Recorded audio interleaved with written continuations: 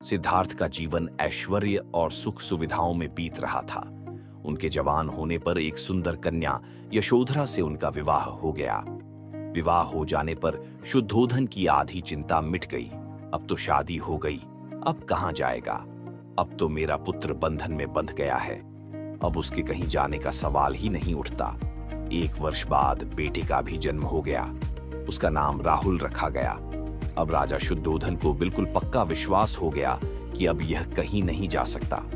एक दिन सिद्धार्थ ने कहा कि पिताजी, आज तक मैंने कभी अपनी राजधानी नहीं देखी। आपकी आज्ञा हो तो आज देख आऊं। राजा ने कहा, हाँ हाँ, अवश्य जाओ, अपना शहर देख कर आओ।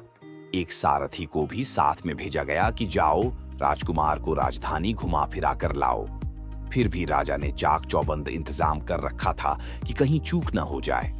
सिद्धार्थ के लिए राजधानी के प्रमुख मार्ग खूब सजाए गए थे, पर घूमते घूमते सिद्धार्थ ने थोड़ा उल्टा मार्ग ले लिया।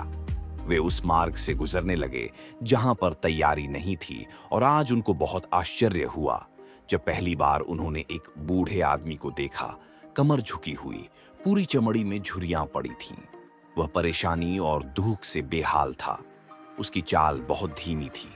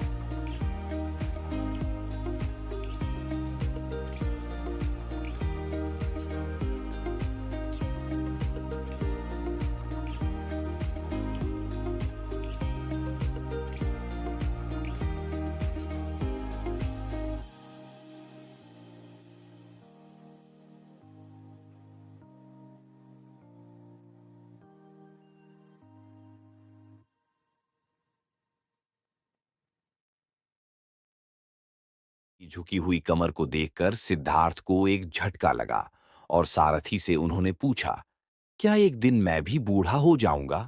सारथी ने कहा, हाँ राजकुमार, हर व्यक्ति के जीवन में 3 अवस्थाएं आती हैं, बचपन, जवानी और बुढ़ापा।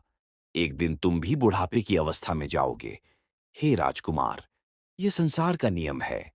चाहे गरीब हो या अमीर, सबका शरीर शिथिल अर्थात बूढ़ा होता है। राजकुमार सोच में पड़ गया। सारथी ने रथ को आगे बढ़ाया तो कुछ दूरी पर एक बीमार व्यक्ति मिला जो रोगों से घिरा हुआ था। उस पीड़ित व्यक्ति को देखकर राजकुमार का मन बहुत ही दुखी हुआ।